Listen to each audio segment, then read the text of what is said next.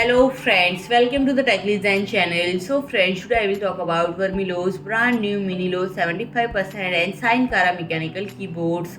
So friend, Varmilo has a big booth at Computex 2023 and show off two new mechanical keyboards.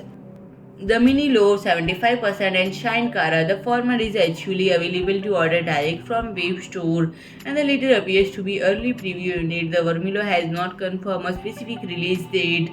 So friend, the Minilo 75% comes with three different high-grade grey tones from the company's Morandi-style color scheme, Eucalyptus, Mendozae and Bluebell, and the design is also divided into a three-level color separation scheme.